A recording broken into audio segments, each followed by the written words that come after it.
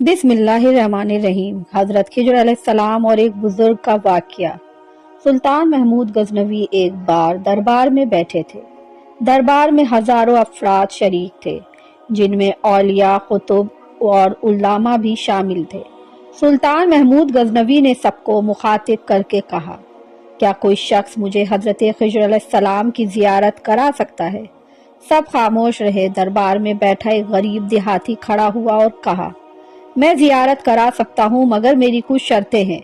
सुल्तान महमूद गजनवी ने शर्त पूछी तो कहने लगा, मुझे 6 माह दरिया के किनारे चिल्ला काटना होगा, लेकिन मैं गरीब आदमी हूँ, मेरे घर का खर्चा आपको उठाना होगा। सुल्तान ने शर्त मंजूर कर ली और उस शख्स को चिल्ले के लिए भेज दिया और घर का खर्चा बादशाह के जिम्मे हो गया। 6 माह गुजरने के बाद सुल्तान महमूद गजनवी ने उस शख्स को दरबार में हाजिर किया और पूछा तो देहाती कहने लगा, हुजूर, कुछ वज़ाइफ उल्टे हो गए हैं, लिहाजा 6 माह मजीद लगेंगे। मजीद 6 माह गुजरने के बाद सुल्तान महमूद गजनवी ने फिर दरबार लगाया और दरबार में हजारों अफराद शरीक थे। उस शख्स को दरबार में हाजिर किया गया और बादशाह ने पूछा, मेरे काम का क्या हुआ? ये बात सुनकर देहाती कहने लगा, बादशाह सलामत, कहाँ मैं गुनहगार और कहाँ खिजर अलैहिस्सलाम। मैंने आपसे झूठ बोला था, मेरे घर का खर्चा पूरा नहीं हो पा रहा था, बच्चे भूख से मर रहे थे, इसलिए ऐसा करने पर मजबूर हुआ। सुल्तान महमूद गजनवी ने अपने एक वजीर को खड़ा किया और पूछा, इस शख्स की क्या सजा है? वजीर ने जवाब दिया कि इस शख्स ने बादशाह के साथ झूठ बोला है, लिहाजा इसका गला काट दिया जाए। दरबार में एक नूरानी चेहरे वाले बुजुर्ग तशरीफ फरमा थे। कहने लगे, बादशाह सलामत, इस वजीर ने बिल्कुल ठीक कहा। बादशाह ने दूसरे वजीर से कहा, आप बताओ। उसने कहा, इस शख्स ने बादशाह के साथ धोखा किया है, इसका गला काट दिया जाए, बल्कि इसे कुत्तों के आगे डाल दिया जाए ताकि ये जलील होकर मरे, और इसे मरने में कुछ वक्त तो लगे। दरबार में बैठे उसी नूरानी चेहरे वाले बुजुर्ग ने कहा, बादशाह सलामत, ये वजीर बिल्कुल ठीक कह रहा है। सुल्तान महमूद गजनवी ने अपने प्यारे गुलाम अयाज महमूद से पूछा, आप क्या कहते हो? अयाज ने कहा, बादशाह सलामत, आपकी बादशाही से 1 साल एक गरीब आदमी के बच्चे पलते रहे, आपके खजाने में कोई कमी नहीं आई और ना ही इसके झूठ से आपकी शान में कोई फर्क पड़ा। अगर मेरी बात माने तो इसे मुआफ कर दें, अगर इसे खत्म कर दिया तो इसके बच्चे भूख से मर जाएंगे। अयाज की बात सुनकर महफिल में बैठा वही नूरानी चेहरे वाला बाबा कहने लगा, अयाज बिल्कुल ठीक कह रहा है। सुल्तान महमूद गजनवी ने उस बाबा को बुलाया और कहा, आपने हर वजीर के फैसले को दुरुस्त कहा, उसकी वजह मुझे समझ आइए। बाबा कहने लगे, बादशाह सलामत, पहले नवंबर पर जिस वजीर ने कहा कि इसका गला काट दिया जाए, वो कौम का कसाई है और कसाई का यही काम होता है। उसे अपने खानदानी रंग दिखाया है। गलती उसकी नहीं, आपकी है कि आपने एक कसाई को वजीर बना लिया।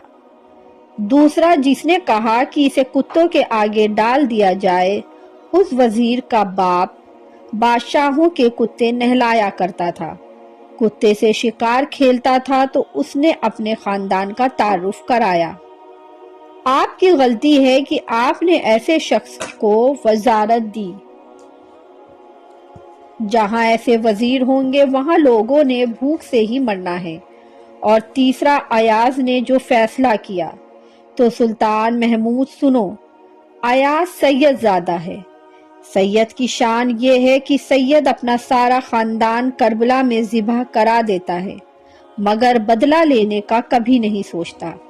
सुल्तान महमूद गजनवी अपने तख्त से खड़े हो जाते हैं और अयाज को मुखातिब करके कहते हैं, अयाज, तुमने आज तक मुझे क्यों नहीं बताया कि तुम सैयद हो? अयाज कहता है, आज तक किसी को इस बात का इल्म ना था कि अयाज सैयद है। لیکن آج بابا جی نے میرا راز کھولا ہے، آج میں بھی ایک راز کھول دیتا ہوں۔ سنو بادشاہ سلامت اور درباریوں، یہ بابا کوئی عام ہستی نہیں ہے، یہی حضرت خضر علیہ السلام ہے۔ اسی طرح کا ایک اور واقعہ ہے کہ حضرت خضر علیہ السلام کہیں جا رہے تھے اور وہ بوڑھے تھے، ان کے پاس کسی قسم کا ساز و سامان یا رقم نہیں تھی، بلکہ وہ خالی ہاتھ تھے۔ راستے میں انہیں ایک فقیر ملا، اس نے حضرت سے کہا، مجھے خدا کے نام پر کچھ دے دو۔ حضرت خضر علیہ السلام نے جواب دیا کہ میرے پاس تو کچھ بھی نہیں ہے۔ اس فقیر نے دوبارہ کہا، مجھے اللہ کے نام پر کچھ دے دو۔ حضرت خضر علیہ السلام نے جواب دیا کہ بھائی، میں اسی خدا کا نام لے کر تم سے کہتا ہوں کہ میرے پاس کچھ بھی نہیں ہے، میرے سامنے اتنا عظیم نام نہ لو۔ اس فقیر نے تیسری مرتبہ کہا کہ مجھے اللہ کے نام پر کچھ دے دو۔ تو حضرت خضر علیہ السلام نے جواب دیا کہ تو نے اتنی بڑی ہستی کا نام لیا ہے، مگر میرے پاس کچھ بھی نہیں ہے۔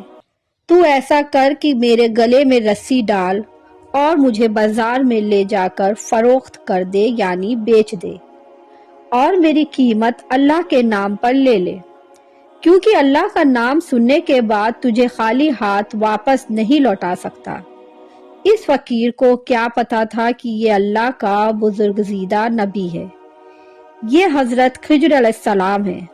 بہرحال اس نے کچھ پوچھے بغیر ان کے گلے میں رسی ڈال دی اور باندھ کر منڈی لے گیا۔ وہاں جا کر یہ اعلان کرنے لگا کہ اس بوڑھے کو خرید کر کون اپنا غلام بنائے گا۔ منڈی کے خریداروں میں ایک بوڑھا بندہ بھی تھا۔ اس نے سوچا یہ بوڑھا کام کرنے کے قابل نہیں، اگر کسی اور نے اسے خریدا تو اس سے خوب کام لینے کی کوشش میں اس پر ظلم کرے گا، لہٰذا میں ہی اسے خرید لیتا ہوں۔ چنانچہ وہ بندہ آگے بڑھا اور اس نے حضرت خضر علیہ السلام کو خرید لیا اور اپنے گھر لے آیا۔ انہوں نے آقا سے پوچھا کہ جناب کوئی کام ہو تو بتائیے کہ میں اسے کر دوں۔ اس نے کہا کہ آرام کرو، کوئی کام نہیں ہے۔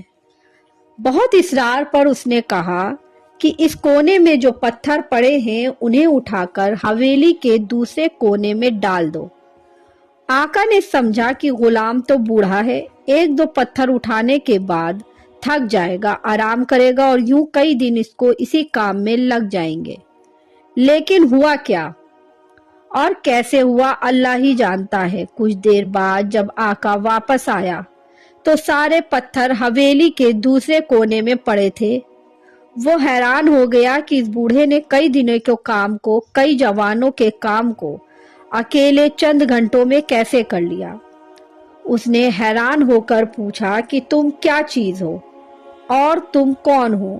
انہوں نے جواب دیا کہ جناب آپ کا غلام ہوں۔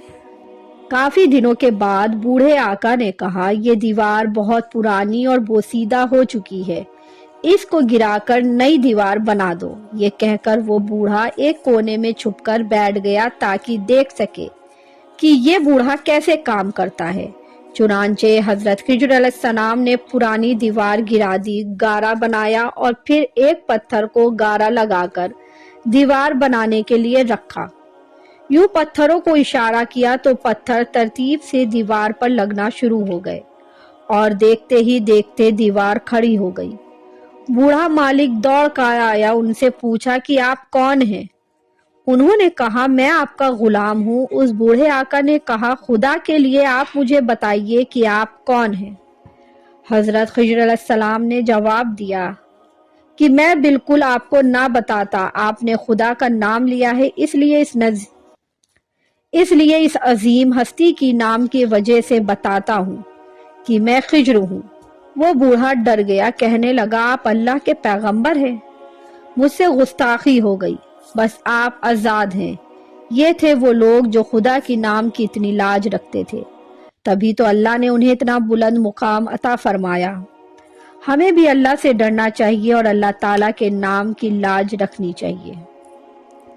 حضرت جنید بغدادی رحمت اللہ علیہ فرماتے ہیں کہ میرے دل میں ایک بار یہ خواہش پیدا ہوئی کہ میں ابلیس لعین کو دیکھوں۔